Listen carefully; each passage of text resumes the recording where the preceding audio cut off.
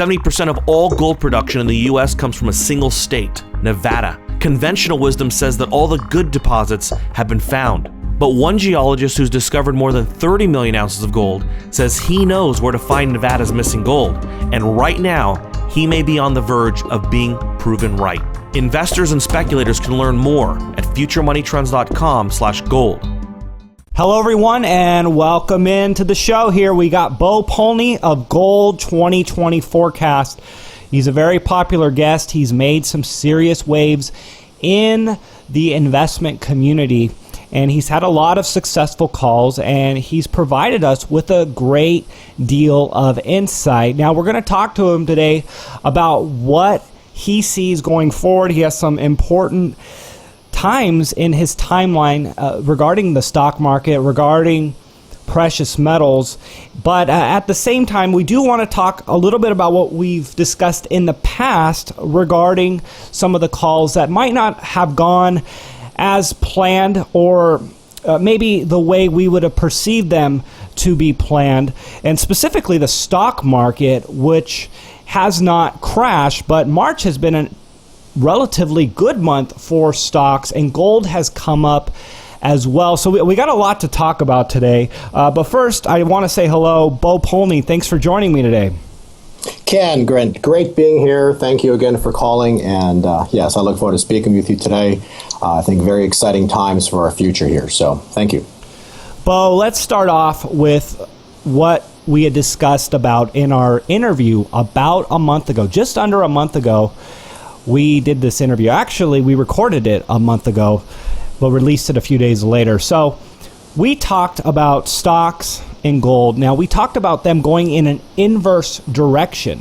Now, this month, we saw gold go up along with silver pretty substantially. And you did say that we would see that. But we were also under the impression that stocks would be going in the opposite direction.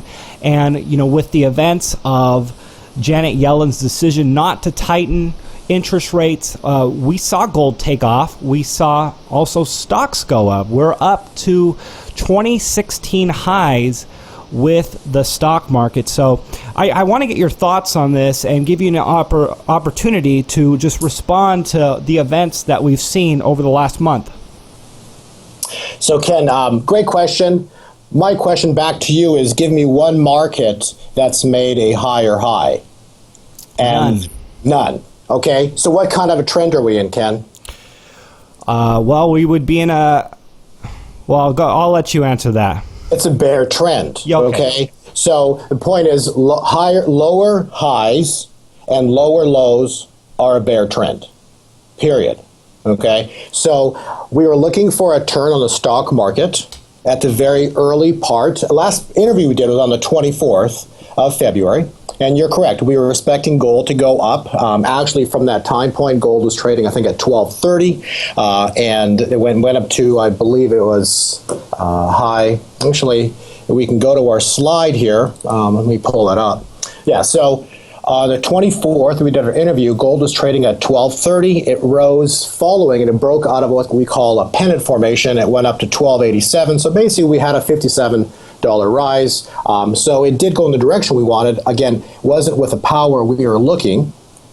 Secondly, with the stock market, as we just talked about, there's not one market from any indices, the Dow, S&P, NASDAQ, neither of them have made any form of higher highs. They're all lower highs. And all that's happening is everything is topping. And the last interview we did, we never put a time frame on the interview we did with you. I just said soon, very soon. So we're 3 weeks into the interview here, and I don't see any more energy that the energy markets could have to the upside, and everything's going to turn and blow up really, really soon here. Okay, yeah, no, definitely, and that's I'm glad you were able to clarify those things and answer them, because I think the average person looking at these markets are starting to feel like, hey, the markets are coming back. They don't seem as volatile as they were in January when we were seeing the markets really go crazy. Obviously, the Fed not deciding to kick this can down the road and gold going up, the market's going up, we didn't see that inverse pattern. So when do you anticipate this happening, Bo? And let's start going down. You sent me a lot of slides here, and it's all about what we are going to see going forward. So let's start to go through them. Well, let's start at slide, I think it's number 4, which I sent you, but it's called, basically March 9th, 2016 on CNBC. So there we got Fisher, a former Fed chair, talking, and his words specifically were, the Fed front-loaded an enormous market rally in order to create a wealth effect. Okay? So you see that slide. Next, let's go to the next slide, and I've got all the markets here, not all of them, but I got 1, 2, 3, 6. I got the S&P 500. I've got Japan, Germany, Hong Kong, Australia, and Toronto. Okay? What do you see drawn out in all those charts there, Ken? The wedge. That's right. Exactly. Okay? So has the wedge broken down yet? No, not yet. Right. Yeah, you can see it forming. You can see it's broken on Australia possibly, Toronto maybe, Germany possibly, but basically it's just all stuck in the very, very tip, very end. Now, that wedge formation, you know when we saw that last? How about November? How about in July of 2015? Okay, what happened afterwards? The complete meltdown. Right. In August. That was the highs of the stock markets across the world. That's right, but what you have to happening is so we're looking head and shoulder formation. So that was a head, you had to drop, have a right shoulder forming on the monthlies, and then from this, once you break a right shoulder, all hell breaks loose. Wow. Okay. Well, it's very clear on the way you have these charts written. Let's talk about precious metals then. You talked about them having a direct inverse relationship, and we've seen gold and silver do actually relatively well here in 2016. And if we do have all hell breaking loose in stocks, I guess we can be expecting all hell to break loose towards the upside for precious metals, is what you're saying. It's exactly what I'm saying. So if we take a minute, we can go to the first slide I sent you. That was the one that we actually sent you on the 24th of February.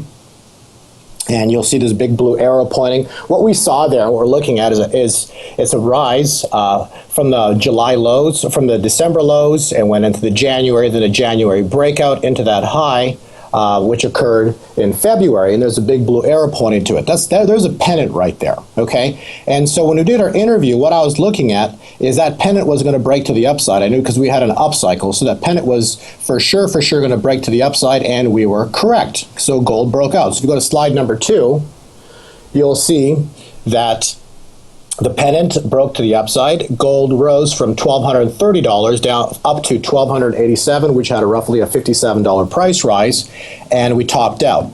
On that, which was, I think, the beginning of March, we actually exited all our positions. We went short on gold just for 3 days, right into the FOMC meeting, and all subscribers were instructed to look for that price target right around the Fed time point, which occurred.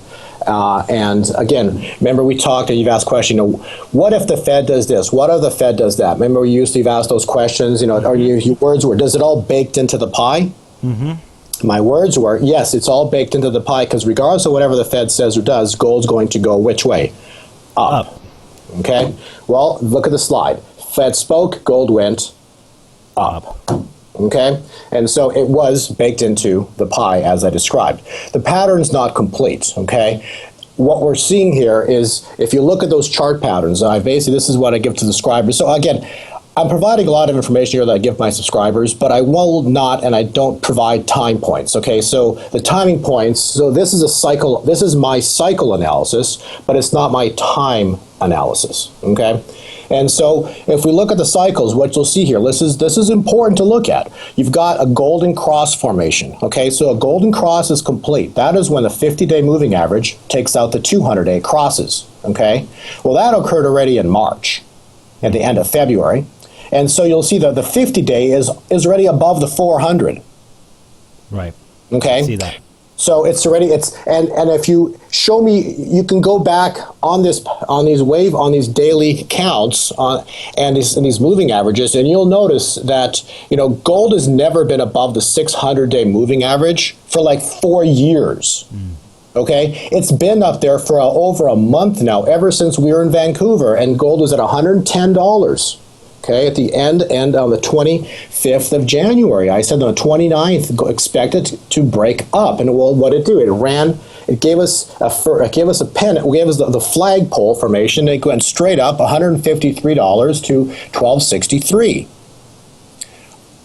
It topped, and so there is your first leg up, but it broke out exactly where we're expecting it to break out, and it's been going sideways ever since, but it did make a second leg to the upside, and all we're waiting for now is an event. And all the moving averages are now support. So 600-day is complete, support for gold, and it couldn't even touch it before the Fed spoke. It's trading at roughly 40 today. It's still above the 600-day.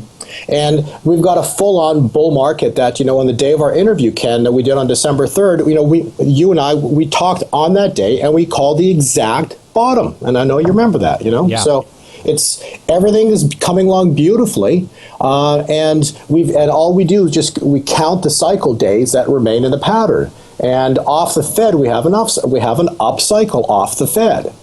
And so if you go to the next slide, which is silver, because everybody wants to know about silver. Well, why hasn't silver broken out yet? Well, let's look. There's no golden cross yet. Well, okay. You've talked. Sorry, I'm just trying to get my slides together. All right. So you also talked that silver does lag gold. Gold will make bottoms first. Silver will then follow, and then it will catch up to gold when gold makes its move. That's correct. Okay, so gold bottomed on December 3rd, and then if you look at the silver slide, there's a 5-year bottom on December 15th, right around $13.60. Okay, so that's the final bear market low for silver. It's never going to be there again, and there's a big red arrow pointing there. That was 2 weeks later, so you're correct. Like I said in our last interview, silver lags, and now silver's about to take over the reins, and it's about to lead gold. Okay, so the pattern's about to finish, and why? If you look at it, gold's already taken out the 600-day moving average. Silver is trading at right around the 400-day right now, but it's gone through it and it's bouncing around the 400-day. Mm-hmm. You'll notice that silver's been holding like a rock. It's like its down days are like 10 cents, whereas gold might have a $10 down day. Okay, so silver's holding like a rock.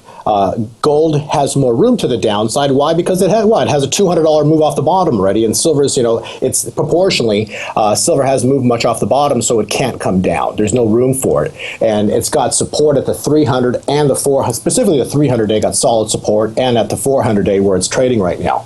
It is soon going to take out the 5 and the 600-day, and then all hell breaks loose.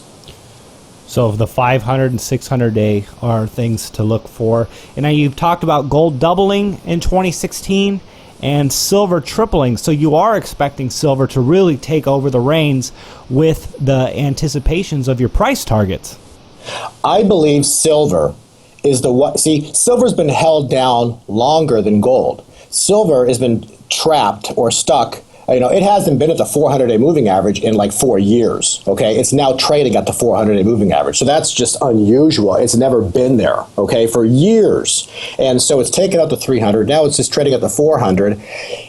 And I believe what's coming, I don't think the 500 or 600 are barely going to hold the thing. I can't even see it. So what I see happening is basically I see silver being the nuclear bomb for the markets. When silver goes, everything just melts. Everything's going to be massive problems, because once they can't hold back silver, it's just going to be one heck of an explosion and massive problems that are going to hit the world. And I think that's going to be the trigger that's going to ignite the derivative meltdown for our world. And it's just everything is going to trigger and stem from this silver explosion that I see happening. So I see the metals moving first, and then the market's melting down in reaction. So, Bo, we got a couple more slides here that we haven't gone through yet. I think you wanted to talk about number 7, 8, and 9 now? after we? We can also let's talk on number 6. Okay. We've got the we missed that one. Okay. This one I think the world will find, or many people might find, intriguing. Jonathan Kahn, and there's been a handful of people that have been out over the past 2 years talking about the blood moons. Everybody, when September ended, it's just like everything went quiet. People forgot to look at what happens in 2016, and lo and behold, there's not 4 blood moons, there's 5. There's actually 3 more eclipses in 2016. We've already had one. There is another blood moon coming this week in 2 days from now, okay?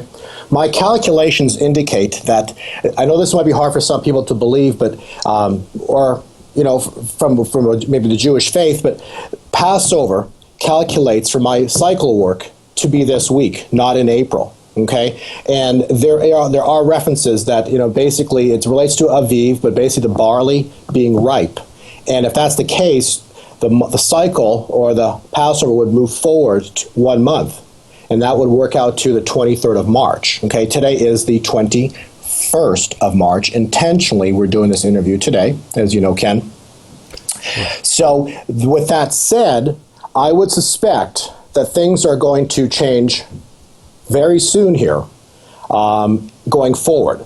So that's I basically see metals making some insane moves. I believe the metal move is going to be biblical, and then following that, you're going to see incredible things happen to the markets to the downside. Wow. Well, that is incredible. It is a bit out of my scope of how I do my research and the things that I look for, but it's definitely worth taking a look at, and especially with, again, the analysis that you've done and the calls that you made. I mean, you called gold's bottom. You called the stock market high last year, so definitely is piquing my interest, and we'll be sure to have this up before the 23rd, before the blood moon date. So as far as the next slides, Bo, let's do 7, 8, and 9. Sure. So on 7, okay. So I was in Toronto. I was invited to go speak at PDAC, which I really appreciate that invitation. That was pretty fantastic. But at that presentation, I talked about what's called the Great Wealth Transfer. Okay, the greatest wealth transfer in history. What I see happening here is, looking at my charts, I see an explosion in the price of gold. When the gold and silver explode in price, the move is going to be biblical. It'll be incredible. This move is then going to create the markets to start to crater and fall apart.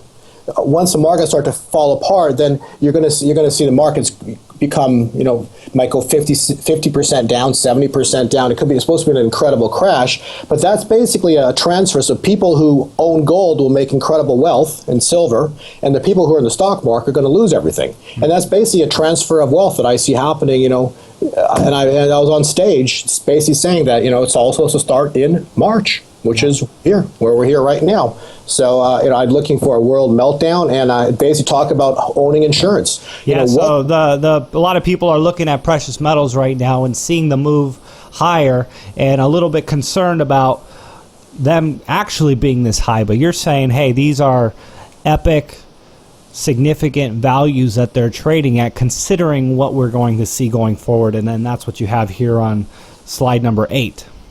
Right. So if you look at, I'm calling gold insurance, you have to go back to my slides on gold and silver. They're extremely important.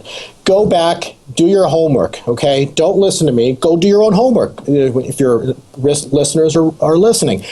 Go do your homework. Show me when the last time gold traded above the 600-day moving average. Okay? Give me one example. It's 5 years ago. Okay? It's been holding up there for a month. Okay, this is not, you don't look at COT numbers and and I've listened to people saying, oh, the COT numbers are bearish and the market's going to go down. No, it's not.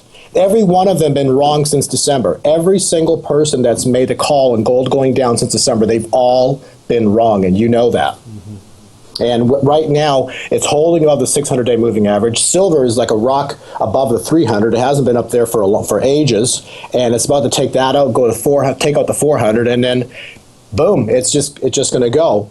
And the move's going to be epic. And that basically takes you to my last slide that I sent you, Ken. Yeah, no, I was just going to say you've pretty much wrapped it up, and you've pretty much said what you're going to say. But again, any closing thoughts regarding gold and silver before we end this interview? Yeah, I think that just if we look at the last slide, it's dated March 21st, called Gold and Silver. First are expected to explode higher. So I believe the explosion is imminent now. We've got a double pennant formation. The explosion is going to be just biblical. And the timing point, this is the critical thing. If people, if you're just buying physical metal and gold and silver, you don't need the time points. They're not necessary. But if you are trading it, this is going to be volatility like you've never seen before. It's going to explode. They're going to try to take it down. It's going to explode higher. So so the time points, those are what we provided with our gold index or our turn dates. But aside from that, this is going to be an epic move in gold and silver. And I hope people have bought insurance, for themselves and their families. And a lot of changes come into our world this year. The wealth transfer will happen. Yeah, no, I do agree with you, Bo. And I do hope that people are buying insurance and protecting themselves, because the financialized world is very overvalued, especially with what we're seeing in the real world. And it is amazing how your cycle analysis is confirming, I've said this time and time again, with the fundamentals that do go on within the economy. So we're definitely going to have you on again in the near future to discuss the exact things that were time-stamped on this interview. So we'll have this interview posted on March 22, 2016. Bo, thanks so much for taking the time to come on the show with me today. Ken, thank you, and God bless you and your family. Take care.